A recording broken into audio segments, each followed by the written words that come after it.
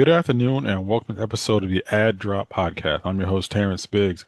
You know what it is. It is time to get smarter. You know him, you love him. He is the pride of Cal State Northridge and El Segundo's favorite son, the managing editor of Last Word on College Football, Tony Siracusa. What's going on, Tone? I've wondered about this the past couple of weeks as you have referred to me as the pride of Cal State Northridge. I'm wondering, Cal State Northridge needs to pronounce its pride in me. They've never once said they were proud of me. I'm not sure that they really are. They should be, but yeah, would help if they said so. You know what's Show a funny? little love, Matadors. You know what's funny? When I was an editor at Full Press, the first two writers I brought on were recent graduates of Cal State Northridge. And to No this day, kidding. I still contact with them. And Hmm. I read your writing, I read their writing, I know them, Hmm. I know you. It is something about that school and the way they turn out journalists. It is, They take it seriously. Look, when you apply, you get accepted to a school, and at least back then, I'm sure it's changed. The whole campus has changed, but back then you had to apply. Once you got accepted to the school, you still had to be accepted into the journalism department, and the journalism department was such that you didn't major in journalism. You majored in a specific journalism. You could major in photojournalism, print journalism, broadcast journalism, PR. So it was very well refined and defined. And one of my good friends coming out of there spent a lot of years with the LA Times as a baseball writer, then became the senior baseball writer for Yahoo Sports, Tim Brown. He's written several books since then. Tim and I were very close friends in our college days. He was literally, while I was at the NPR station, he was literally just down the other end of the hall at the Daily Sundial, the school newspaper for Cal State Northridge. Tim was a good guy. He is a good guy. Great writer. I read his work constantly. It's funny, that I never knew. Huh. Hmm. And it goes more to like, we live in an age, as you know, of people who, if they have a phone, if they have internet access, they think they're journalists, but it comes down to being able to put pen to paper and know what you're talking about. Well, we've said it many times. It's about storytelling. That's the job, regardless of the story or how you're telling it or the tone in which the story takes place. It's storytelling, and it requires facts. It requires details because it's nonfiction storytelling, or at least it's supposed to be nonfiction. I think we've all seen a few sites online that would challenge that, but it's nonfiction storytelling. So you have to know how to do that in a way that gets the point across to the reader or the listener. Now, our topic today is the Pac-12, but before we get into how, what the conference is right now and what it will be, kind of Hmm. kind of take me back. You grew up, like we mentioned, in El Segundo, fan Hmm. of UCLA. What Hmm. what was Pac-12 football like growing up? Well, Or first of all, it eight? was Pac 8 back then when I started going to the games. Absolutely. My first game that I think we've probably talked about before was 1972.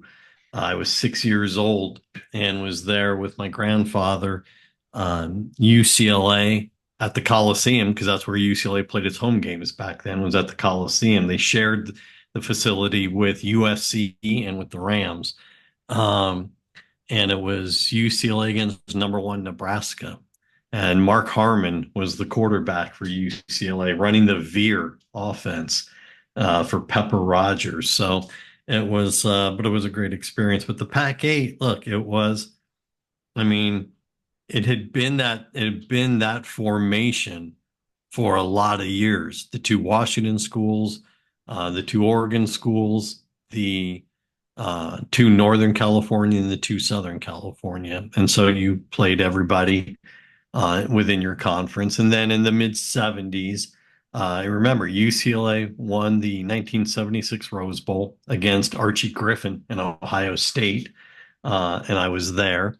And Dick Vermeil, who was the head coach, left about a week after the game to take a job in the NFL with the Philadelphia Eagles. And they promoted a little known assistant, Terry Donahue, who would go on to become the winningest coach in the conference for a lot of years. Um, and a couple of years after that, the conference added Arizona and Arizona State to make it the Pac-10. The thing about the Pac-10 in that formation, and it was smart, they added both Arizona schools, was it was a perfect round robin format. You played because you were playing back then 11 games. You played the other nine teams rather, in your conference. You played everybody, and then you had your out of conference games as well. Um, it worked amazingly well for basketball because what you had was the flip weekends. Pac 8, Pac 10 basketball was traditionally on a Thursday, Saturday. So you had UCLA and USC both up at in Oregon. UCLA would play Oregon on Thursday night, USC would play Oregon State, and then you flip that on Saturday.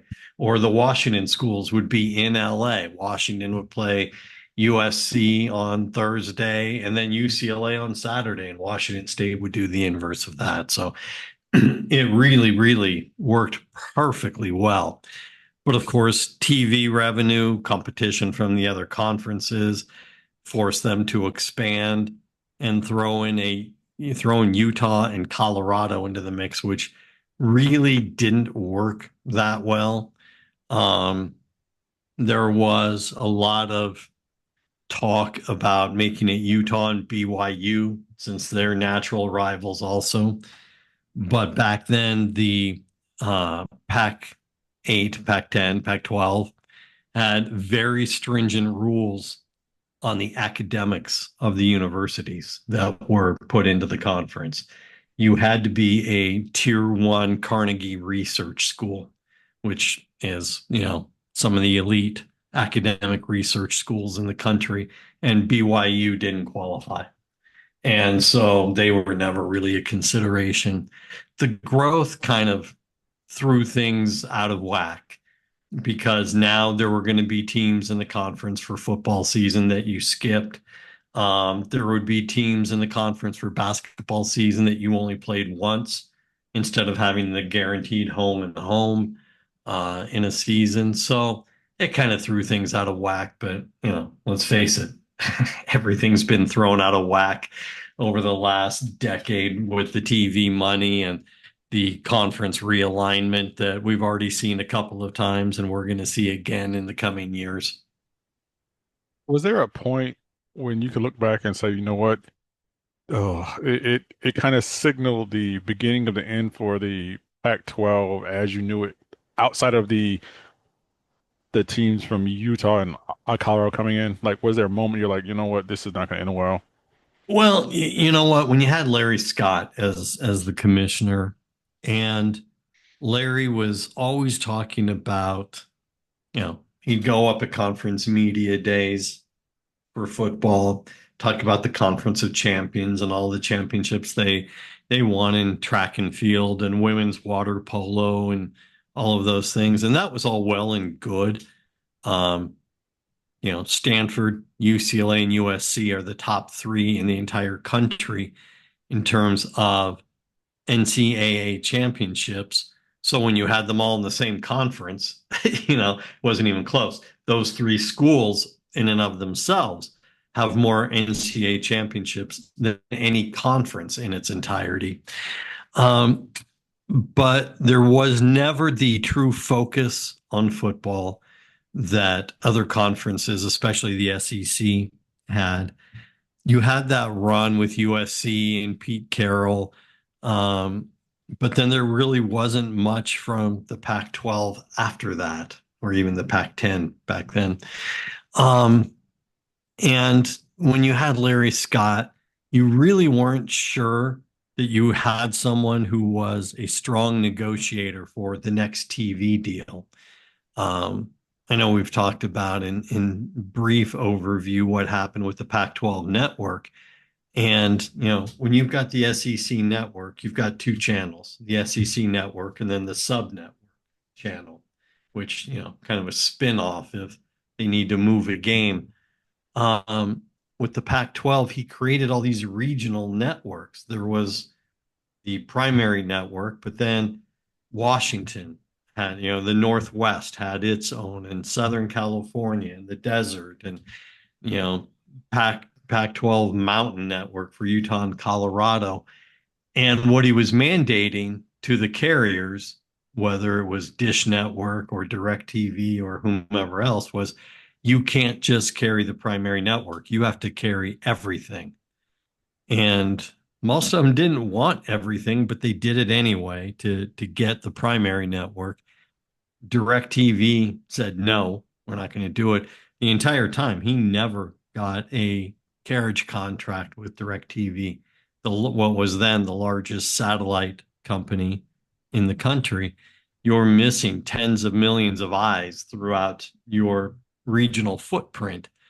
And it hurt him. It hurt him badly because the schools then were never getting the money that he promised. They were never getting as much as he had promised.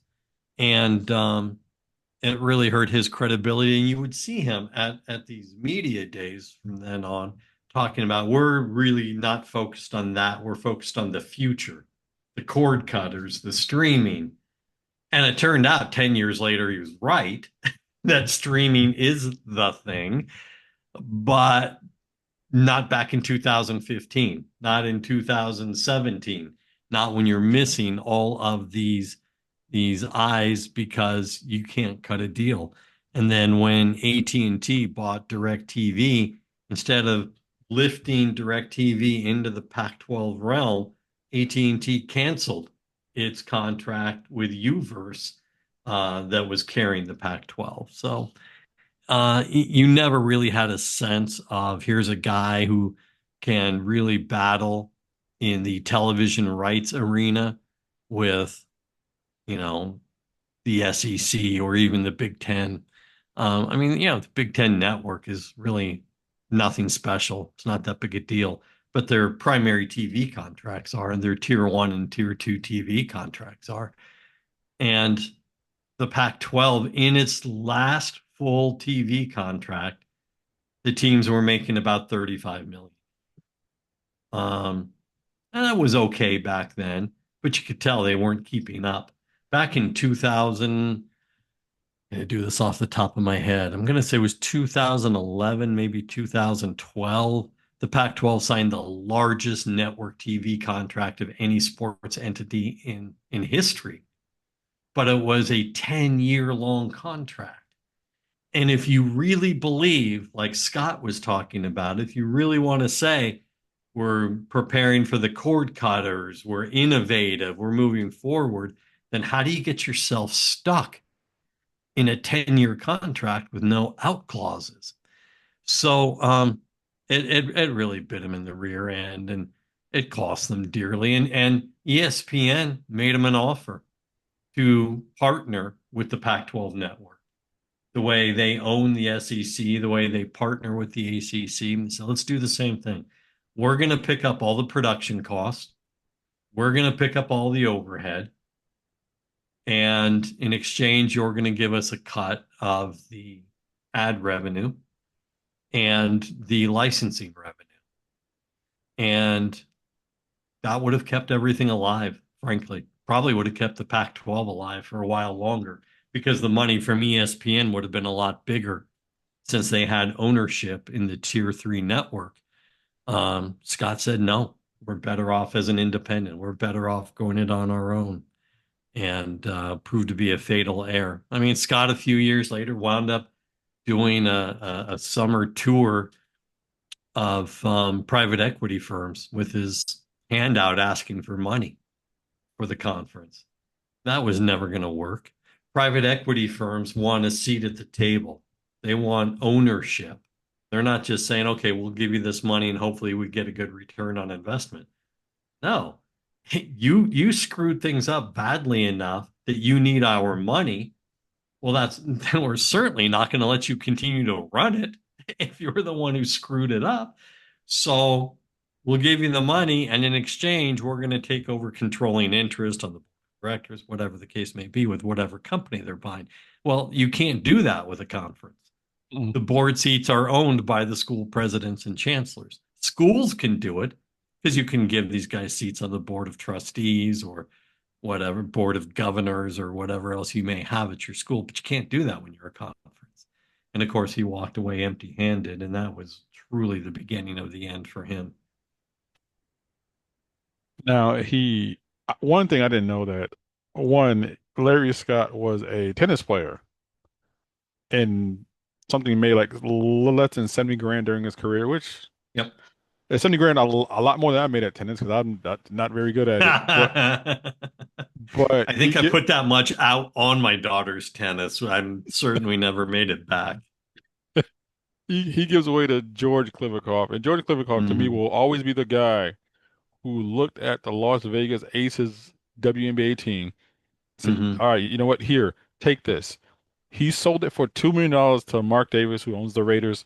They were just valued at $350 million. Mm-hmm.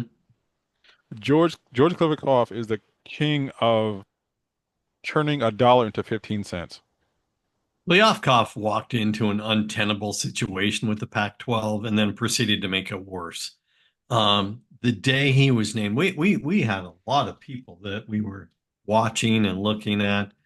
Gloria Nevarez, the commissioner of the Mountain West, we thought was going to be a great candidate.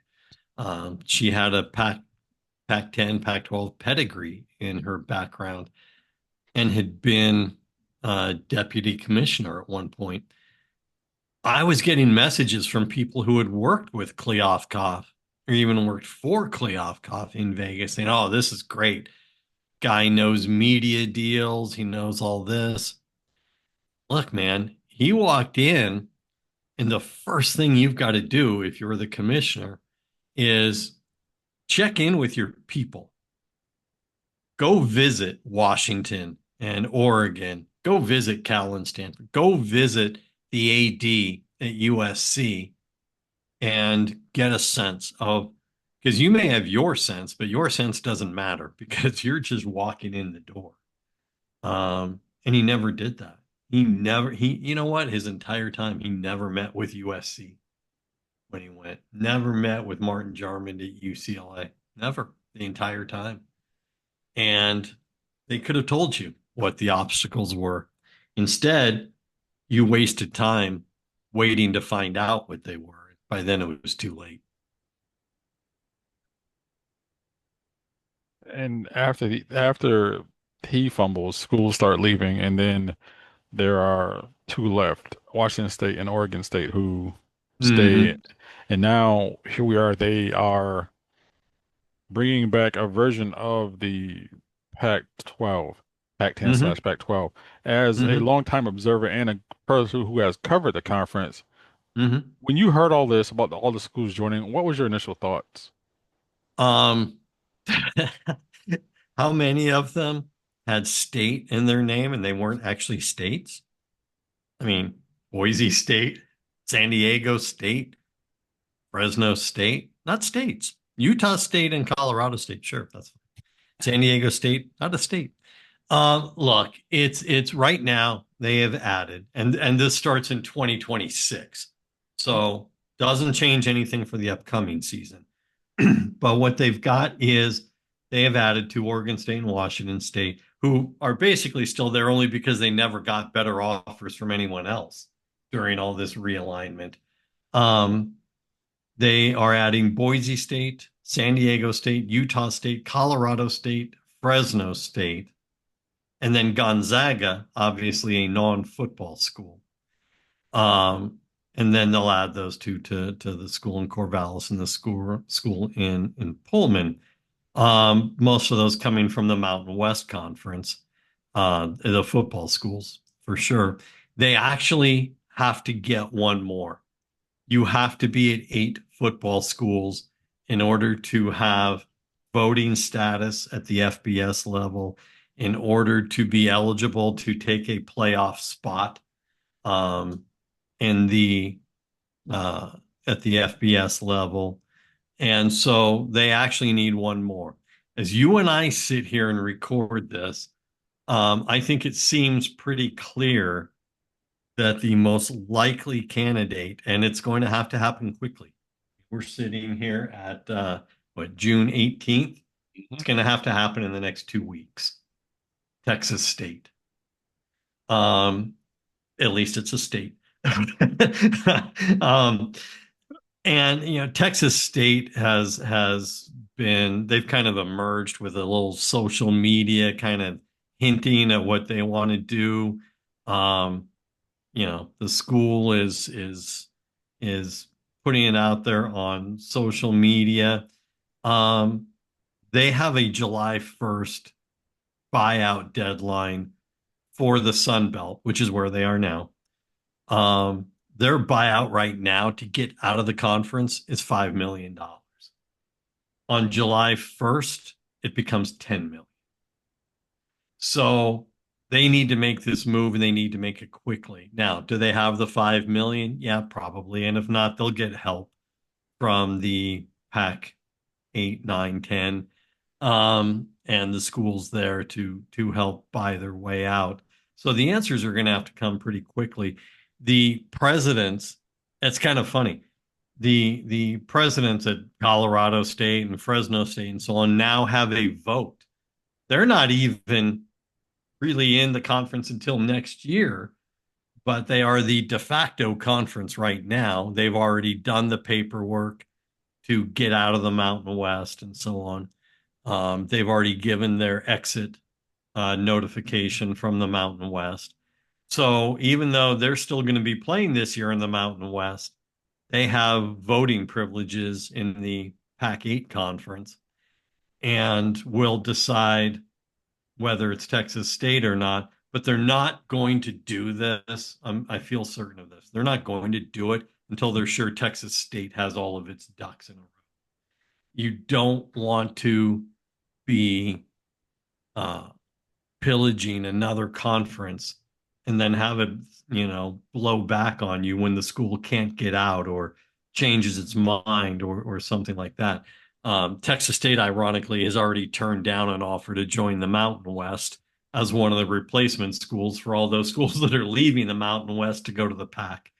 Um, and as you know, the Pac 8, 10, 12, whatever, and the Mountain West are suing each other because the Mountain West, when Oregon State and Washington State were all that was left, they were like, how do we cobble together a football schedule for 2024? This stuff, remember, was happening quickly. UCLA and USC announced their departure 3 years ago and said they would stay until the TV contract was up, so there wouldn't be a buyout of any kind. Um, and then Playoff tried to cobble together a TV contract.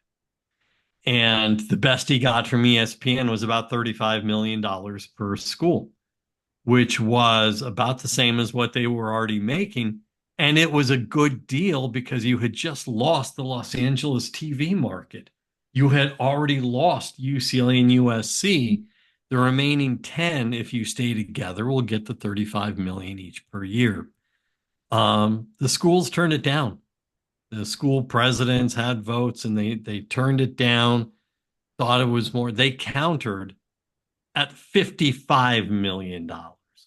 That was their counter offer to ESPN. We have lost the Los Angeles TV market, but we're going to demand an extra 20 million per school per year. And ESPN came back with nothing. They were just like, okay, thanks. Good luck to you. And Klyovkov had to try and find something. The best he could do was an offer from Apple TV, which was at about 20 to 21 million per school per year, with subscription incentives, which just was truly bizarre. The more subscriptions they get, to Apple TV based on having the Pac-12 play, then there will be more money for the schools. I don't know. It feels like the guy who, gets a cut of whatever magazine subscriptions he sells when he's going door to door, right? And you get, some extra nickels for every subscription you sell. There's no way the schools were going to take that. Not when UCLA and USC were already getting 75 million a year in their new contract from the Big Ten. So, they were having this conference call, a Zoom call actually, to discuss the Apple TV deal. And the Oregon and Washington ADs didn't show up for the Zoom call. It was at that very moment you knew this entire conference just crumbled. Mm. Because if you're going to lose Seattle and you're going to lose Eugene, you're going to lose those two marquee programs from your conference, then the conference is over. Um, but then to fast forward, you had Oregon State and Washington State sitting there once everybody moved out with nowhere to go and nothing to do. The Mountain West helped them create a schedule.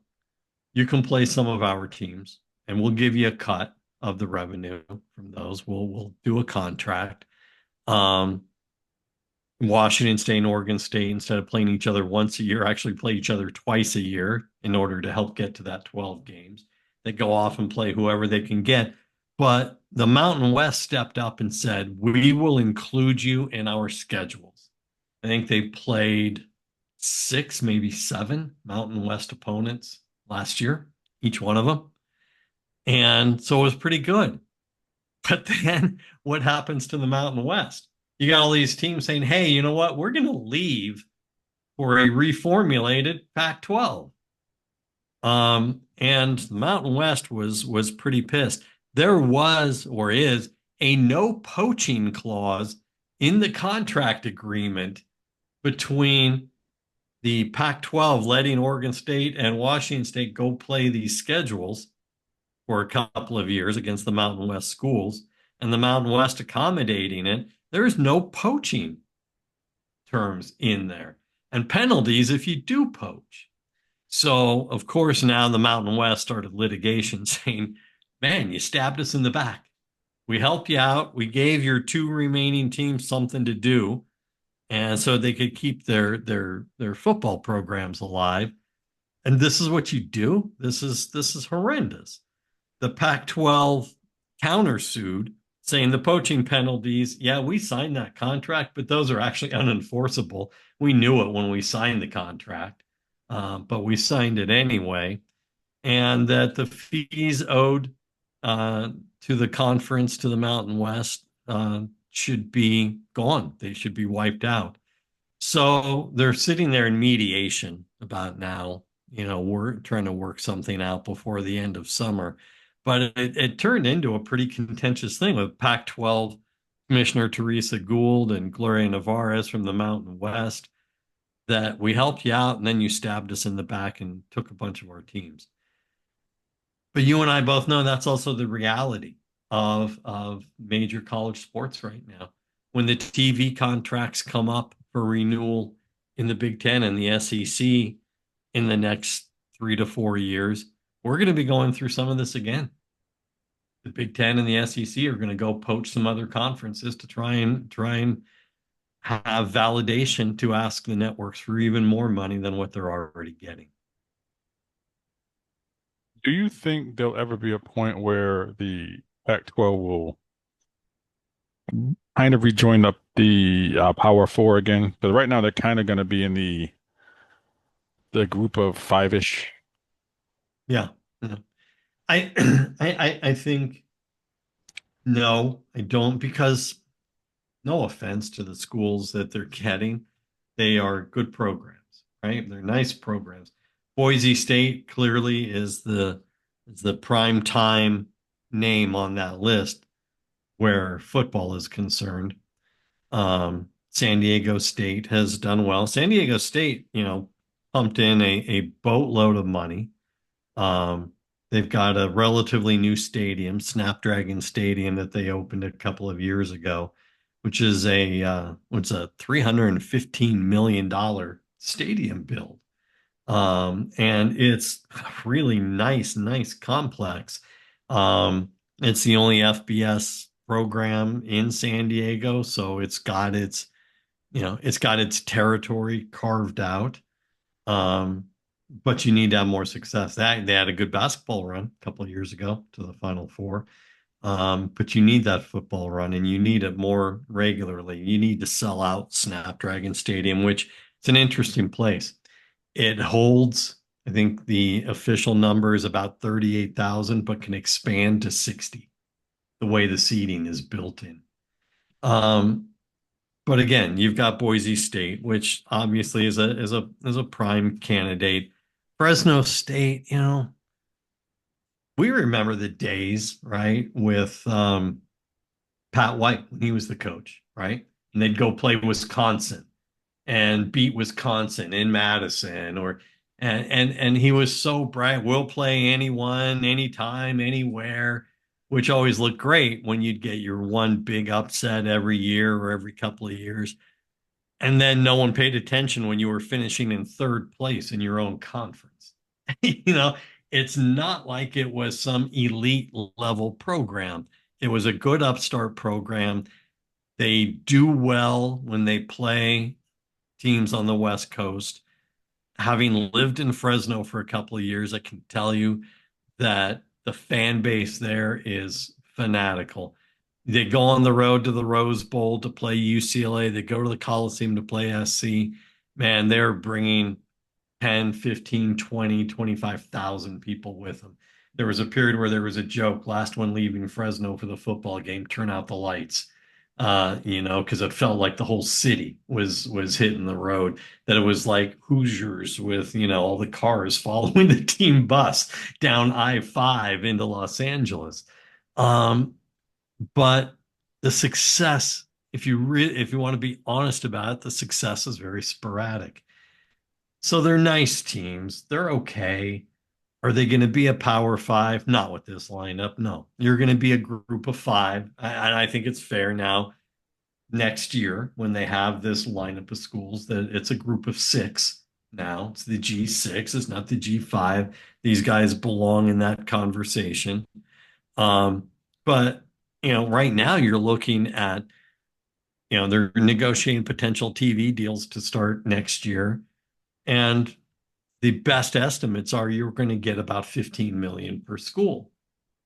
Now that's more than what they're making in the Mountain West, but that doesn't make you a competitive Power Four, Power Five conference, not at all. It's funny you mentioned Fresno State. I had the weirdest memory of Fresno State playing USC in the Freedom Bowl.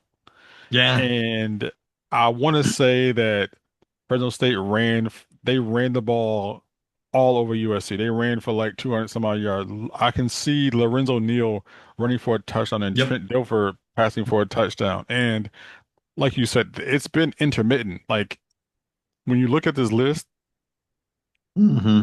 it's decent, decent schools, Yeah. but nothing Yeah. like, oh, I need to watch like I'm gonna watch it anyway, but nothing the average casual fan be like, oh, Right.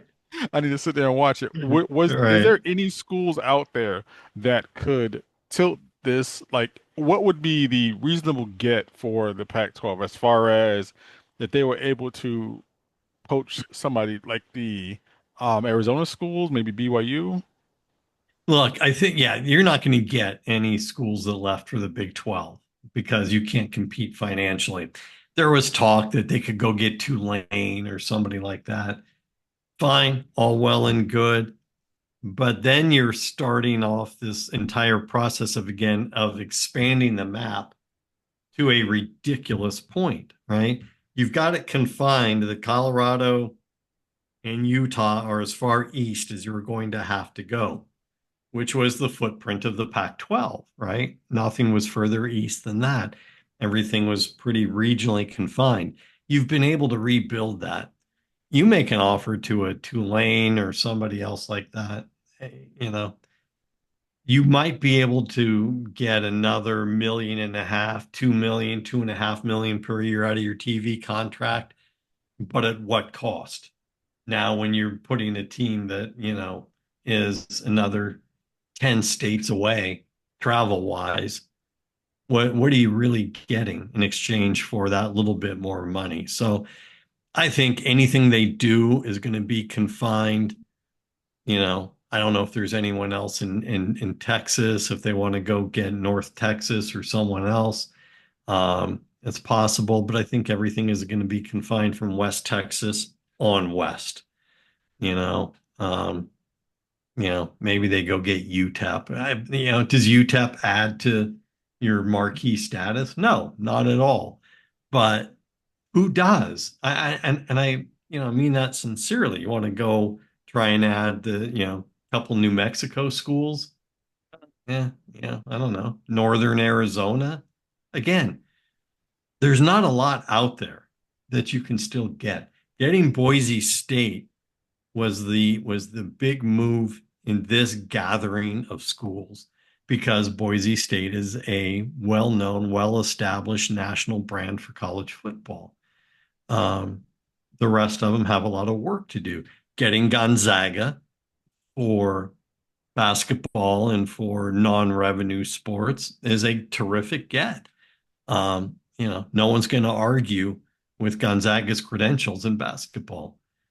But again, it's football that is driving the TV contract bus. And so you got to have one more. We assume it's Texas State. Don't think it's going to move the needle financially. Certainly not going to move the needle that all of a sudden you get to rejoin the grown-ups table in the Power Four group. You're still going to be eating at the kids table with the G5s and have it be the G6. And that's what you're going to get for the foreseeable future. Again, as we've talked about repeatedly, there is going to be another shakeup of these conferences in the next 2, 3, 4 years. And so there is, by the time the ink is dry on these, there'll be time to write new contracts. And it just, my thought would be the smarter thing would probably be to try to merge with the Mountain West at this point. But I don't see the Oh, Mountain I West biting. totally agree. I totally Uh, agree. The Mountain West is going to sit there and say, you screwed us by taking our schools, and now you want to merge to get a better deal. And let's see what's going on with who. I think part of that is the Mountain West now has to replace some of these schools, right? So what's the new Mountain West makeup going to look like in 2026 when so many of their schools are now in the Pac-12? they drew over Northern Illinois out of the MAC, which is the Right. weirdest. It is. Yeah. There are no mountains in Illinois. It's not even close. No, and at this point, you're just getting who you can get. And, hey, don't be surprised if the Mountain West makes a pitch to Tulane. Again, geographically, it makes no sense, but neither does Stanford and Cal playing in the ACC. So, I think we've thrown geographical logic out the window. I see with the Pac-12, if I could see possibly if schools like I know it won't be Sacramento State because apparently they left the Big Sky to join the Big West today in all non-football sports, so that Right. might be off the table for a little bit. But And they have been denied their petition to be an FBS school for football. They're appealing it, but they were denied that petition this week. They have pumped so much money committed so much money into building a new football stadium and being huge. And we're paying quarterback Jaden Rashada, out of the portal, and we want to be this, but they were denied their waiver to move up from FCS to FBS for football. They are appealing it. But yeah, they're going to join the Big West. And then if they still don't get their waiver to join FBS, they'll try and play as an independent. just that's I mean that's when you look at the history and the legacy of the Pac-12, it is There's got to be an 18-month period where it just everything unraveled. Oh, absolutely. And it became a daily it became a daily thing to cover. Um, I was still out in LA for much of it, and you could see the threads unraveling, and you could see Kleofkoff having no answers. Now, look, Kleofkoff had what turned out to be his last Pac-12 media day, and it was with USC and UCLA already having left, and it was trying to hold everything else together, and all the rumors out there about the Apple TV deal being all there is. And Kleofkoff sat up there at his State of the Conference speech and said, "We have a looming TV deal. We have one. Just not going to tell you what it is today." So wait a second. You got the whole media there. You can now own your messaging. You can own the moment. You can kind of regain your footing. And your answer is, we have a deal. We're just not going to tell you what it is yet. And it was at that point that Rick George, the Colorado athletic director, left Pac-12 Media Day, got in his jet, left Vegas, went back to Colorado, didn't even stay for the rest of the meetings or anything else. And at that point, you knew Colorado was about to leave. And that was on a Friday. On Tuesday, they announced they were leaving. So the following Tuesday. So watching the just unraveling of it was painful. I grew up with this, it was painful. Do you see a similar parallel possibly happening with the ACC? Oh, sure, sure. Jim Phillips, declared victory after the settlement agreement with Florida State and Clemson a couple months ago because it held the conference together in the here and now. Conference was always going to be held together in the here and now because the litigation that they were all in the midst of was going to take a couple of years to get through. I mean, we hadn't even started the trials. We were at the school files, motion to dismiss, judge denies, school appeals to federal court, or goes to the appellate court. Um, and Florida State was at the part where they were skipping the appellate court, which they were allowed to do in the state of North Carolina, and going straight to the state Supreme Court. Meanwhile, down in Florida, the ACC conference filed a motion to dismiss. It was denied. They were appealing. That was just on the very first motions out of the gate. So the conference was going to be held together through at least a couple of years of the litigation. So I don't know really what he won with that part of it. And then what he gave up was the biggest prize of all, which is what they really wanted, which wasn't the exit fees. And there were a lot of reports that they wanted to lower the exit fees. Florida State is already taking private equity money. They can handle the exit. The exit fees are written in the bylaws of the ACC as 4 times the current year's operating budget for the conference. So if the schools were to leave right now, which they're not, they can't. But if they were able to leave right now, they'd have to pay about 130 to 140 million to get out. It's a little harder for Clemson. Florida State has it. It was never about the exit fees. It was about who owns our broadcast rights if we leave. The grant of rights that they signed said the conference owns them. They said there are loopholes and things that the conference lied about, which should get them out of that. So the mediation or the agreement, the settlement came in as starting in 2029, after the 2029 season, you can leave with your broadcast rights with you as long as you're paying the exit fees. So yeah, there's going to be departures. We'll start seeing the early smoke from that late 2028, early 2029 as you start to get the SEC and the Big Ten with their new TV contracts, and they're making overtures to other schools to come join them. It definitely sounds like a situation that bears watching.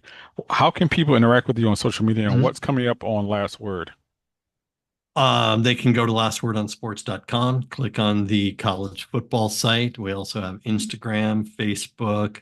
By the way, if you haven't checked it out yet, check out the Facebook or the Twitter on a daily basis because Kate, our associate editor, does this countdown every year that is so much fun. Countdown to the season using famous players' numbers, you know. And so, when we were at 99, who's a famous 99 college football player, she pull up and she gives you the background on the player, what their career was like wherever they played and they're all American teams that they made and whether when they made in the College Football Hall of Fame, stuff like that. It's a lot of fun. Um, and I let her do it on her own. I don't mandate any of them. Even though I'm allegedly the boss, Kate gets to pick them, except one of them. There will only be one number five ever, ever, as long as I'm running this company. So Kenny Easley will always get his day in the sun as long as I'm here. Um, but we've got Twitter and we've got Blue Sky. On Tuesday, we actually ran our way early bowl projections. This is one of our more popular columns during the season because Kevin McGuffey, man, he puts so many hours into this every week of based on where we are right now. Here's who we're projecting to which bowl. Man, people love that. We get so many comments. So this year he decided we're going to do it way early based on absolutely nothing other than how we project these schools to do. Here's our bowl projections. And it was a hot topic. We've also moved on to the Big Ten with our best returning players, position by position throughout that conference. So a lot to look for. It's funny. I remember forever ago, 10, 20, actually about 20, 25 years ago, going to the bookstore, be it Barnes and Noble or Borders, and Mm-hmm. looking at the Lindy's college football preview. Sure. It would come out when I saw across my feed that the way too early bowl predictions. It literally I stopped everything I'm doing just to read that because it is Look, so we're well getting written. close. We're getting close to that time. I'm good friends with Phil Steele, and Phil's magazine will come out July 4th weekend. I've got a stack of them of the old ones over in my bookshelf over there. I was the same way, man. I love those things. The Athlon one, the Lindy's one, all of them throughout the years. And any write when I was a kid, any write up on, the Pac-10 or Pac-12 and my schools and everything. It was always great. And clearly I haven't grown up because I have, the date circled on my calendar as to when Phil's comes out. It is always a good read. Tone, thank you so much for joining us on this episode of the Ad Drop Podcast. All right, man. Be well.